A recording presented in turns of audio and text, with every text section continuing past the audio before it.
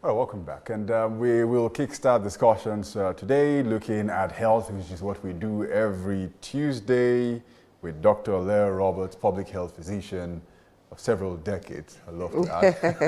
Great to have you, Dr. Roberts, here. I love that line. The way you do this, I do. So we do the introduction, and then they say, when they're introducing every other medical practitioner, and they get towards you, and they say, public health physician, several decades of experience. And all the guys will go like, which is why we want you here today. We're doing the World Hepatitis Day, which is to be marked, I think it's tomorrow, next tomorrow. Not tomorrow. Tomorrow. It's 28th. Yes, so we will have this discussion today. And it's a discussion I think we should have every other day because absolutely. It's massive. I was looking at the numbers. The most recent figure, I see 20 million people who have hepatitis, the viral hepatitis. And then, unfortunately, which you and I were talking about earlier on, is that many people who have the hepatitis don't even know they have it. Maybe when they turn up for some test, they eventually get to know that they have it. But first and foremost, what is hepatitis? But it's a viral infection that affects the liver and can cause serious liver damage, and is very known in cases of liver failure and liver cancer. Liver cancer is a devastating form of cancer, usually kills within 3 months of diagnosis, no cure. And hepatitis, there are 5 variants, A, B, C, D, and E. The ones we're most concerned about are B and C, which are bloodborne. You can get them through unprotected sexual intercourse, particularly if you're the type of person that has intercourse with a lot of different partners, unprotected. Mother-to-child transmission is an issue. Okay. That's where I come in. Yeah. That mother-to-child transmission at delivery is an issue. And of course, other ways of getting it in what we call intravenous drug users who share needles and other drug paraphernalia, and then carelessly, if blood banks don't test the blood, and which is why you find that the blood banks are very against blood touting because they want to be sure of the safe blood. So coming back to the mother-to-child transmission, the danger is that when hepatitis is contracted in infancy or childhood, the person has a much greater chance of developing chronic hepatitis through no fault of theirs. So you will find that we've been agitating strongly for the Hep B vaccination at birth and 2 more after that, so that the child is vaccinated in infancy, thereby protecting the child. Somehow, getting Hep B as an adult, you're not as much at risk of developing the chronic. You can get acute hepatitis.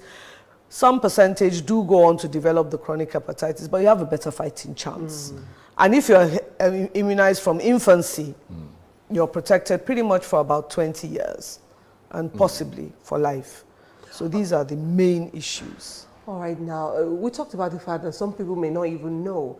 Are there symptoms that people may have that could suggest that they may have hepatitis? There are some symptoms. If you have if you have the acute disease, the feeling of unwellness, the yellowing of the eyes, jaundice, some people have itching, but it's that lethargy, the muscle pain, aches and pains, and that generalized feeling of unwellness, that might mark it. And there really is no cure. I mean, there's no drug that we can say, okay, take this twice a day, thrice a day. No, there isn't. There are some antivirals that are very useful and they're particularly used with people who have what we call the co-infection, Hep B and HIV. And we use that drug. But by and large, most people, like you say, wander into the hospital for something else and are hit with this diagnosis. And sadly, because of the high preponderance to liver failure, it's a major... The liver is a very forgiving organ. It takes a lot of insult, but when it breaks down, that's when you realize that the heart of the body is not in the chest, it's in the abdomen. Absolutely, absolutely. What are symptoms usually anyone who's hit with hepatitis, which gets to the stage which you suddenly know that you have to see a doctor. Like I said, you come in for something else. You may come in for something else. A lot of people we know are being picked up when they come to donate blood for a wife or a loved one, you know, and they are suddenly told, no, you can't donate blood. I never knew I had. Or, you know, nowadays a lot more households are doing pre-employment medical checkup, screening for particularly for staff who are coming to work within the household. And that's when the young lady is told, oh, I'm sorry, you're positive for Hep B, you know, which may not be a problem because once you're aware, you know, all the due precautions can be taken. Certainly isn't going to be doing any blood exchanges or anything like that. I'm very interested in getting to really understand what the hepatitis B is like and the differences that you can strike between AIDS and C and some other possible forms of hepatitis. What makes it so dangerous? The lack of awareness. Ignorance kills. Ignorance kills. The theme this year, Hep Can't Wait. Yeah. And, you know, sort of underscores the importance of what we're talking about today in the sense that you really don't want to be hit with a liver failure or hepatocellular carcinoma, both of which conditions have no cure. In high-income countries, you know, when they can do the tests and determine how much fibrotic scarring the liver may have undergone, and you may be a candidate for a liver transplant. Hello, we're still in Nigeria. You know, it's not really an option here except to the really, really, really wealthy people, you know. So what we don't want is a situation where, again, the health system is overwhelmed by, and this is what we're seeing because we have to still remember that in a COVID era, you know, access to hospital care is difficult. I mean, I was up for very many hours last night till about almost midnight because a dear friend of mine who happens to be a cleaner in Louth, she's a dear friend, but, you know, financially not as strong as, and she's stuck in the hospital waiting for her sister who has been brought in with an abdominal pain, and there's this, and there's so many barriers, and they've got to go here, and they've got to go there, and they didn't have much option to go anywhere else. So when you have an and this is because our health system is essentially overburdened. So we're busy facing this pandemic, but we have these issues that are going, and people are coming in at a critical point, and then you are realizing that this was something that could have been avoided all along.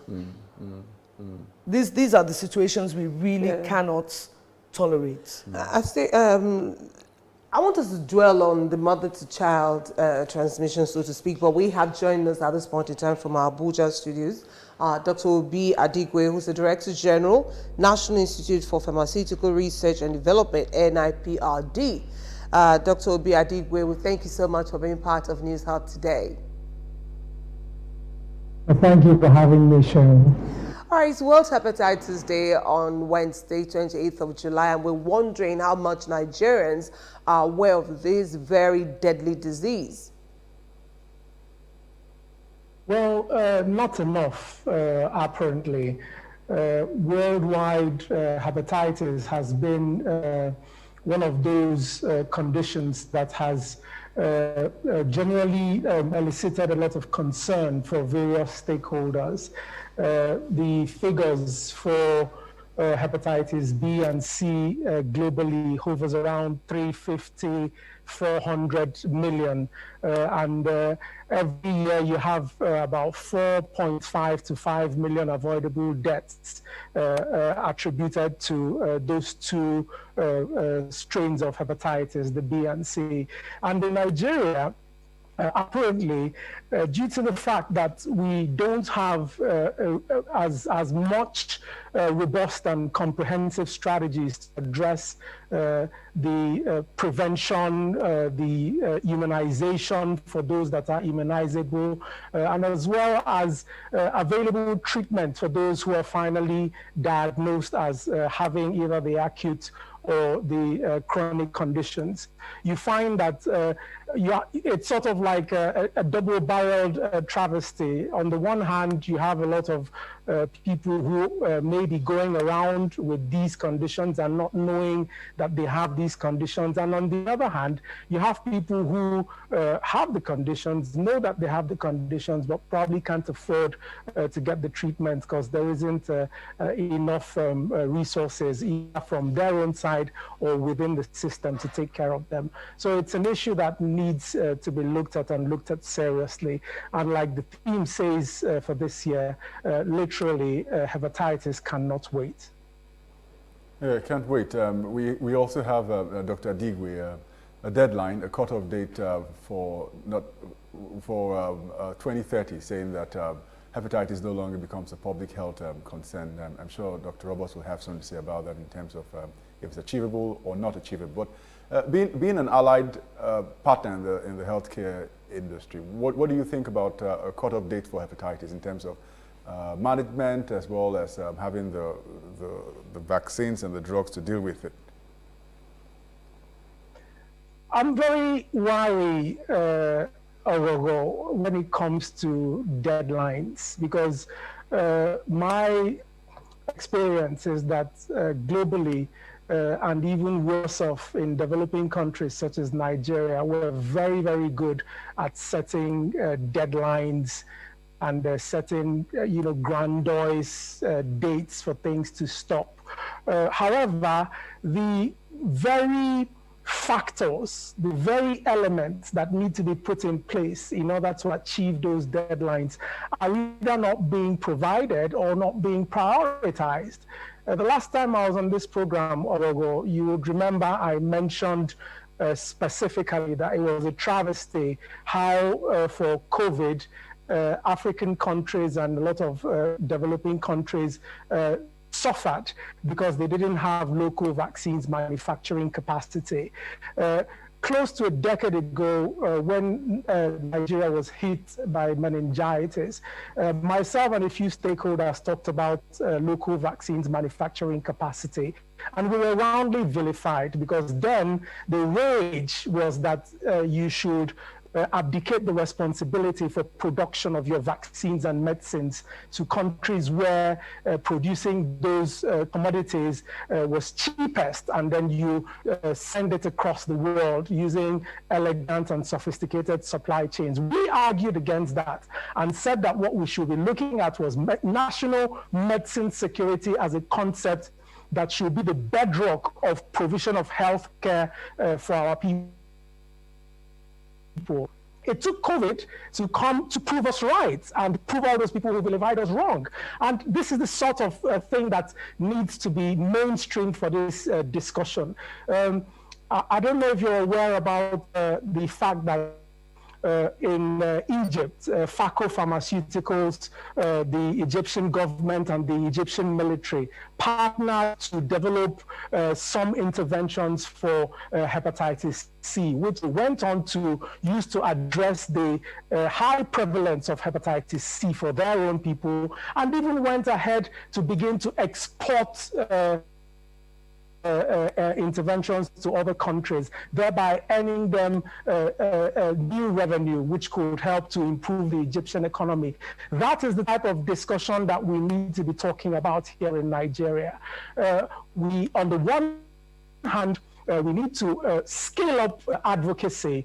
We need to scale up interventions to improve on awareness. But on the other hand, we also need to be looking at the medicine security discussion that centers around all interventions for healthcare ailments, and in this case for hepatitis, the variants of hepatitis that are prevalent in our own environment. And it's only when we're able to do these different things and other relevant factors that we can start talking about marching towards a deadline. So I am very worried about speaking about deadlines when these factors are not in place. Thank you, Dr. Adigwe. Let's come back to the studios, Dr. Alero. I've heard things since I was very young. Vision 2000. I've heard Vision 2020. I've heard all kinds of visions, the SDGs, all the. In fact, there was a Millennium one that we're looking for. That's for 2000. And the years coming and come in and out, and we seem to be so far away from the target set. Let me rewind a little bit so that we can answer a question sent in by one of our viewers as to, are there peculiar causes of hepatitis, you know, the different types across, and then the kinds of intervention that are available in the country vis-a-vis the people who may need treatments. What's your view as a primary health giver? First and foremost, the causes of hepatitis, the ranges that we have, and then how much is government or the stakeholders, how much are they putting in to ensure that the interventions are adequate for those who may need the healthcare services? Okay, so the ABCDE of it is that it's a viral infection. Okay. The B and C are bloodborne. I think one or two of them are foods related, fecal, or what we call fecal oral related. So basically it's safe food, safe water, and safe blood. So you don't want to be in a situation where you're exchanging infected blood or coming into contact with infected blood. You know, so within the home, it's people who are infected with hepatitis B cutting themselves and, you know, exchange of drug paraphernalia and stuff like that, unprotected sex without a condom, mother to child transmission, like we said. These are the things that you can do around you to make sure that you are keeping yourself and your family safe. For healthcare workers, the biggest problem is pinprick. Oh. Yeah, accidental pinprick. So we've had all these safe injections, safe needles and stuff like that. We've gone through all that. And of course, we have a safe injection use and things like that going on. Now, all these boil down to infection prevention control. So all the safety protocols that we know to put in place have to be put in place to prevent infection. So that's the bottom line of that from the layman's point of view, from the primary care point of view, as you say. I agree with Dr. Adigwe on dates. I'm not sit down and let's talk about it, set a deadline, who's responsible, who's not responsible, because at the end of the day, if nobody actually rolls up their sleeves and gets down to doing the job, then here we are again. I mean, I hear his pain in talking about setting up a vaccine production unit. This would be about, mine would probably be about 15 years ago, when we were approached, you know, in the Ministry of Health about this, and they were like, oh dear, no. Admittedly, nobody could have ever foreseen, well, that's not true. We did foresee this situation. We just didn't think it could be this bad, this quickly. That's the bottom line. So I think the thing to do is not to focus on the, let's set a deadline where we must meet 2030, because all it's going to mean is that the finance people start, you know, overinflating the budget. Let's throw money at it. Money is not the only thing that needs to happen. We need to have the systems in place. We need to strengthen the already existing systems. We have had a major downturn in new infections in Nigeria since we brought the Penta vaccine on board, where more and more children are getting the Hep B vaccine from birth, and by 3.5 months, really, by 4 months, they've had their full dose of Hep B, if we can. But you see, it's a system of, you remember we've talked about it here before, where we strengthen the routine immunization program. There's no magic about it. We don't need NIDs, National Immunization Days. We don't need to, you know, roll out the army and let's do this. No, we just need for mothers to be able to to deliver in a safe place with skilled birth attendants, get dose 1 within 24 hours of birth, and doses 2 and 3, 4 weeks apart. Strengthen the routine immunization.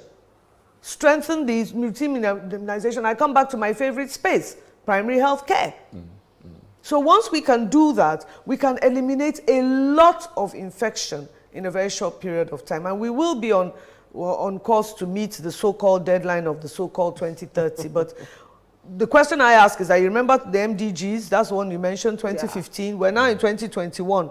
Oh, so we changed it to the SDGs. Okay, so after that, where do we go? Further down the alphabet? The point is that we have to strengthen the system to deliver in season and out of season. Right. Let's cross over back to Abuja to speak with Dr. Obi Adigwe. Dr. Adigwe, if you think about what Dr. Roberts talks about in terms of building the right systems and putting in place the right strategy to ensure whatever goal needs to be achieved has to be achieved. You think about how large the country is. We've got 74 local government areas. We've got rural healthcare in a state where, unfortunately, many people don't have access to it. In terms of the money being put down to provide for access to vaccines, for example, for hepatitis B, which Dr. Robert talks about, what have you seen in place to suggest that we're headed in the right direction, or you think the funding hasn't happened in the way that it should happen in bringing people closer to the vaccines, for example? So funding is key, but funding is not the only factor. I think it was Indira Gandhi that said you should beware of ministers who cannot do anything without money, and also of ministers who can do everything when money is provided. I keep telling people funding is important, but it's not the only factor. There is obviously a need to strengthen the system across board. I'll give you a practical example of something we are doing at NIPRID, and I'll relate it to something that my colleague in the studio just mentioned. Prior to my appointment as Director General of NIPRID, we undertook training for phytomedicinal practitioners, so herbalists and people who deal with phytomedicines at the Institute in Abuja. So we would organize a conference and have the phytomedicinal practitioners come from all over the country to come and undertake training in Abuja. But when I was appointed, my team and I thought about it and said, this is a good strategy, but we could develop a better strategy. And what we did was we now began to decentralize the training. And in less than 1 year, we were able to travel to about 10 different states of the Federation and undertook training for over 1,000 phytomedicinal practitioners in locations that were contextual to their practice. In some of the states we went to, we had the governors come to speak to the phytomedicinal practitioners themselves.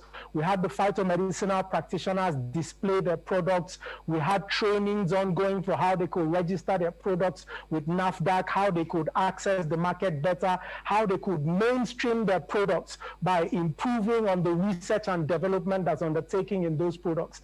And you can see that within a space of 18 months, we're able to expand the base of phytomedicinal practitioners that got training on how to mainstream these products in the Nigerian healthcare system. And this is critical because the evidence suggests that whether you like it or not, 70 to 75% of Nigerians would access herbal products and phytomedicines as one of the first, or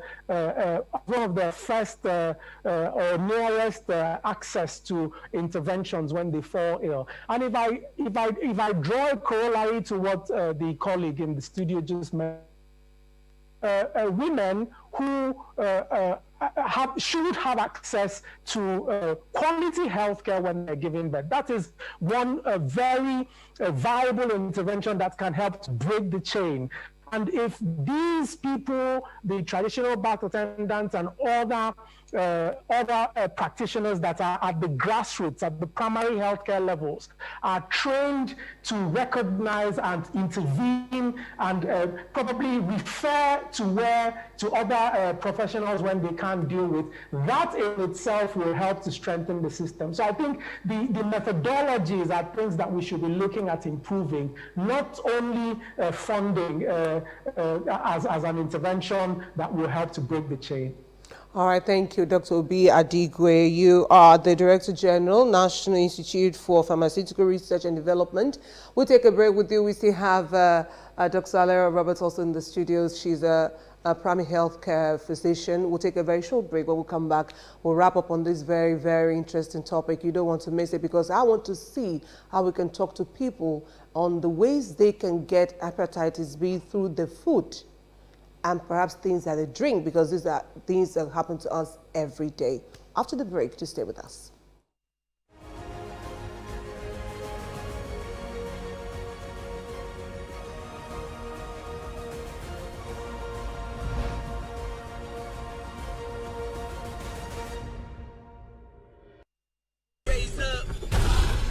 It's good to be back. We got no white flag and no tree. We supposed to stop that? Hold on!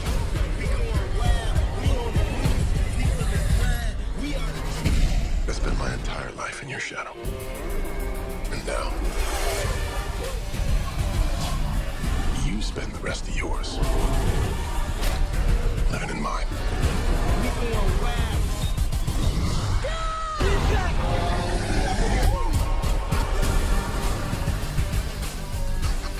Really? Duct tape?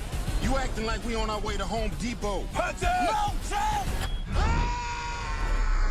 I don't want to die!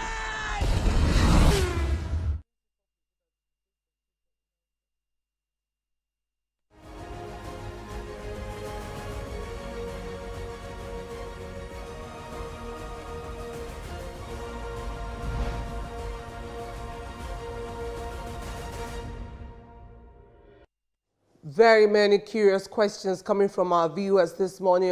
They really want to understand how hepatitis could come into their lives, especially when it's due to their lifestyle, the things they eat or they drink. And so I got a message from Olariwaju, who's a friend, and who would like me to ask the question, put the question across to our doctors today. Let me come back to you, Dr. Alera Roberts. So how could anyone, I want to say contract. Is that the word? That's the word, yes. Hepatitis through food.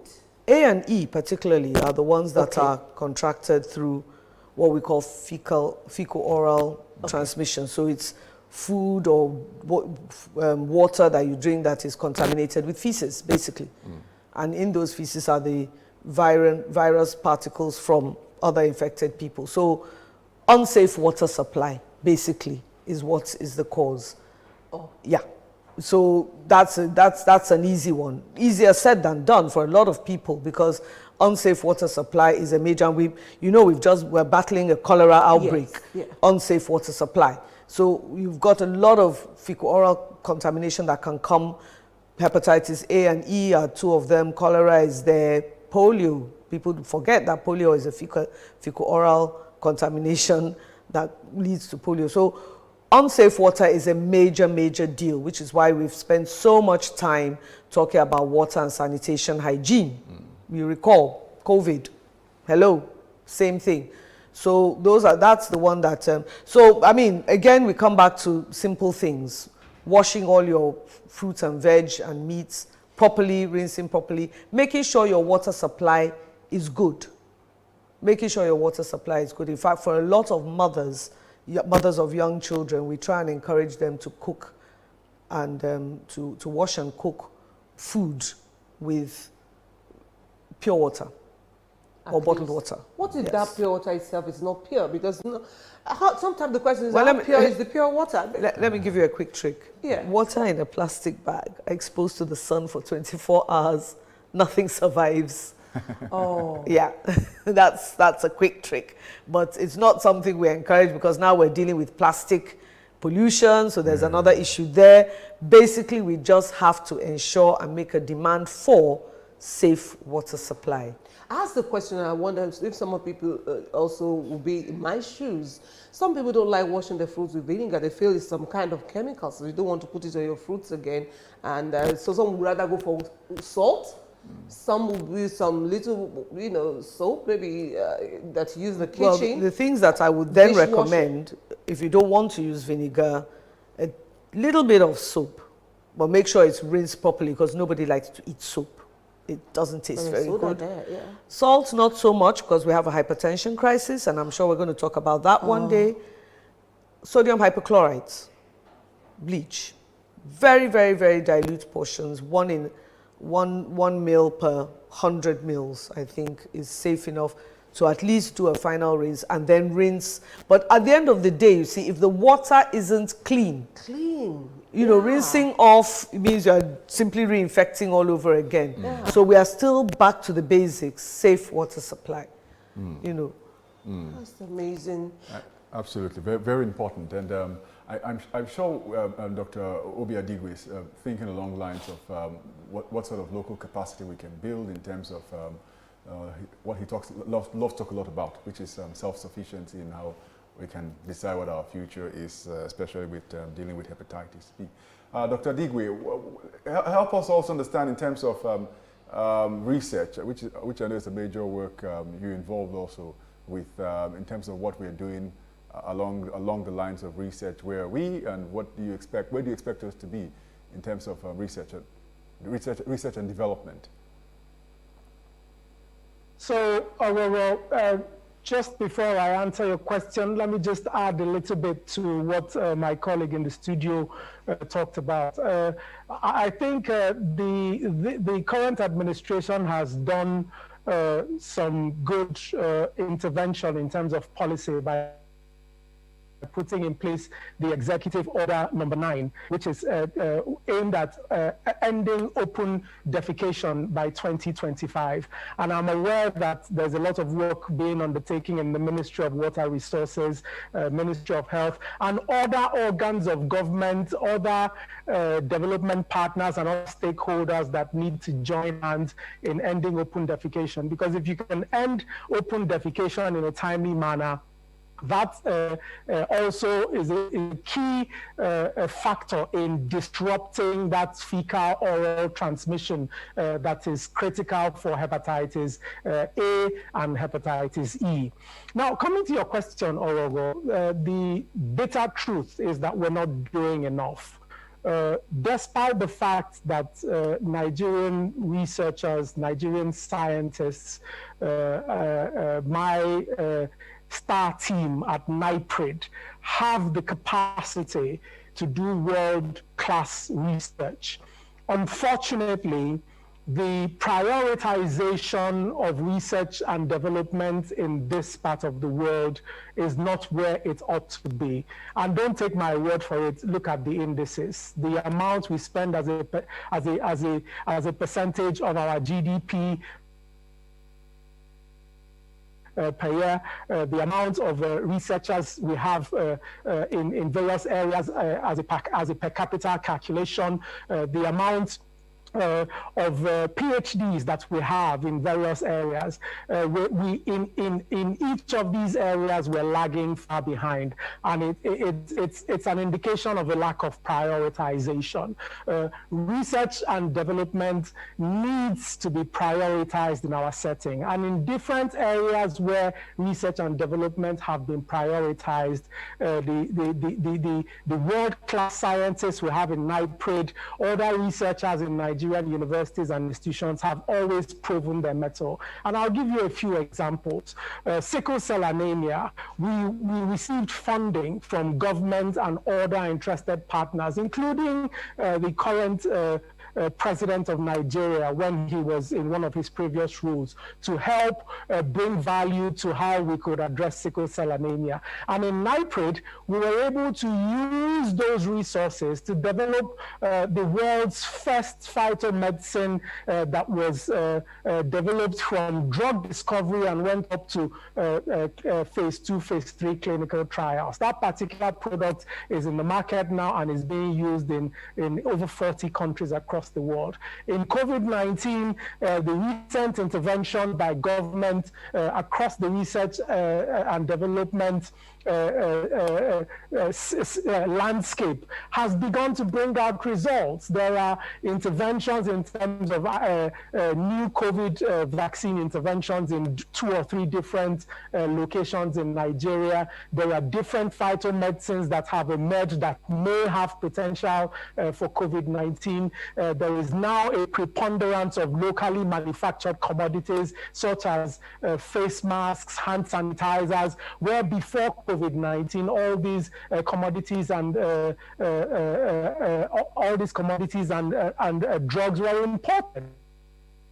Of prioritizing research and development, which hasn't happened for hepatitis B, or indeed across the entire healthcare landscape. And many people would, whenever I make this statement, people look at me as a government officer and say automatically, and what has government done? Government has tried, but people need to understand that investing in R&D is not only the responsibility of government. You in the studio there, it is part of your responsibility. All the billionaires who are watching this program, all the philanthropists who are watching this program, all the development partners who are watching this program, there is a big lacuna in how you are contributing to the research and development landscape in Nigeria. In developed countries, you have people who say, "Oh well, my young niece or my nephew or my grandfather died of hepatitis. And so therefore, when I die, I'm going to leave an endowment of $1 billion for hepatitis B or hepatitis C research." This is virtually unknown in the Nigerian landscape, and it needs to change. Thank you, Dr. Obi Adigwe. I'm sure you want to round off on that in just a few seconds. Let me bring Sam to you. Interventions in the country, especially when it has to do with research. We've been bringing this together since, I beg your pardon, since COVID-19 started. And I've queried if we didn't have the capabilities as a people, the brains, the wherewithal to develop our own vaccines or even things that can help us treat such diseases. I know that in this part of the world, some people will tell you they're concocting some things for malaria, you don't go yaro and what have you.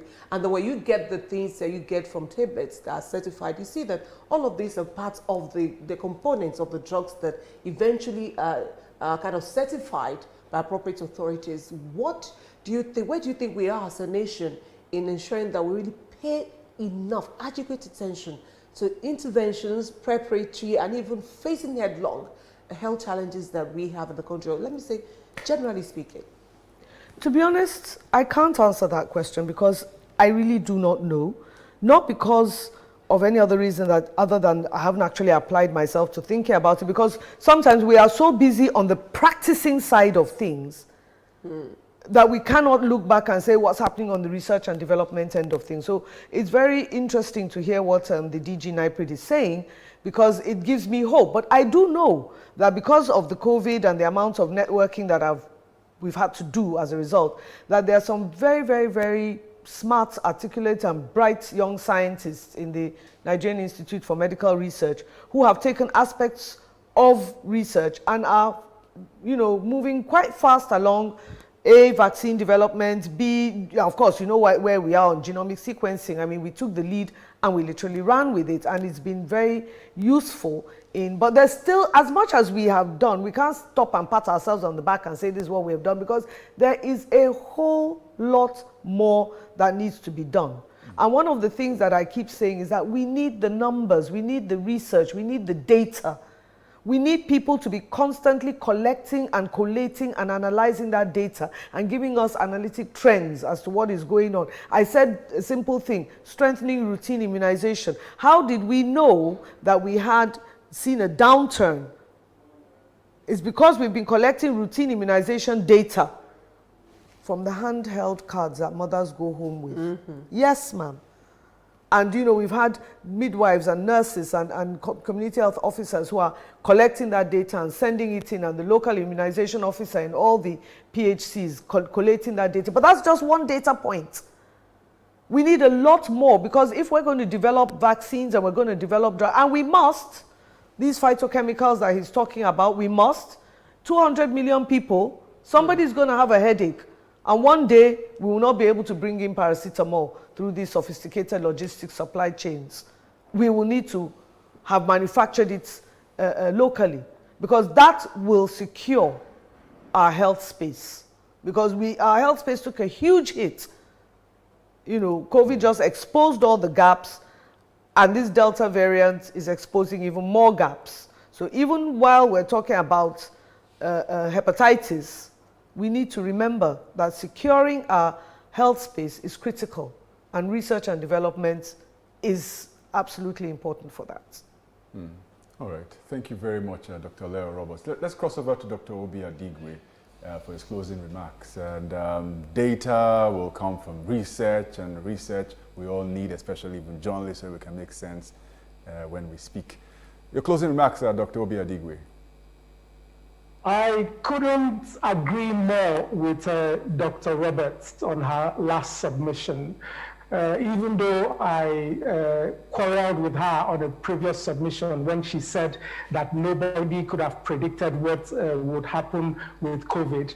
We actually predicted it. If you go to my interview in The Guardian on the 30th of April 2017, and a series of interviews that I gave with one culminating in Pharma News on the 18th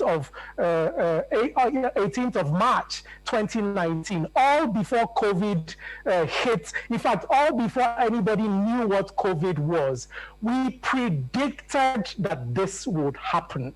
Right? And I'm not a juju man. I'm not a prophet or a seance. It's the data. We looked at the data and said if we continue along this particular paradigm, this is what will happen to us if there is a disruption in supply chains, or if there is a major catastrophic event such as COVID. And it happened. So we predicted it. I don't like when people say nobody foresaw it. We did, and we kept warning, but nobody listened, unfortunately. Now, my message, I have two messages. One is to the stakeholders. Government has begun to support research and development, but it's not enough. Other people need to key in. Philanthropists, development partners, musicians. As I speak with you, Dolly Parton, a musician in America, has given millions of dollars to COVID research. This is not happening in our setting. All stakeholders need to come together and prioritize, as well as fund research and development in various areas in NIPRID as well as in Nigeria. And then secondly, for the individuals watching as regards to hepatitis B, which we're talking about now, get informed. The internet is not the only, WhatsApp and YouTube videos, Twitter and Instagram are not the only things you can learn from the internet. You need to learn about hepatitis B. There are hundreds of people across the world that are hit by hepatitis every year, and close to 5 million die needlessly. You need to get aware. All stakeholders need to ramp up on advocacy. And finally, we all need to take medicine security as a priority in Nigeria for us to be able to secure our health care and improve our socio-economic indices. Thank you so much, Dr. Obi Adigwe, the Director General, National Institute for Pharmaceutical Research and Development. We thank you for your time and thoughts on the program. We can't wait to have you again. Thank you, and it's my pleasure to join you in informing Nigerians. Thank you so much. Your closing remarks, because I'm sure many people are wondering, would there be treatment? Do I have it and I'm dead and all of that? You want to round off on that? And perhaps any other thing you want to add? Basically, I'm going to come back to the same things again. You know, we've got to live safely. And, you know, I admire DG NIPRID. He has to talk to governments and stakeholders every now and again. But me, I talk to the common man. You don't need to be a victim. Mm-hmm. You don't need to be caught out. You need to know, you need to educate yourself. And I agree with him. Education is key. Education is key. Get informed. Know what is available out there. And if you are worried, do go and have a test, and then speak to your primary care physician, who will advise you on the diet, on the lifestyle, on the things to do to make sure you're safe. If you have, if you have an acute infection and the symptoms, yes, the chances are you might make a full recovery, but you want to know, how do you improve your chances of making a full recovery? Mothers, fathers, please make sure your children are immunized. Please make sure your children are immunized. That's the most important thing that I would say. Live safe. Absolutely, live safe, and always a pleasure having Dr. Leo Roberts with us, public health physician of several decades. Thank you. And we'll keep drumming up the message, and we look out for what the government will say and what people will say tomorrow on the day, and we hope we hope that whatever data they give to us, we can work with and see where we are next year also too. But thank you very much, ma'am. Thank you very much for having me. Excellent.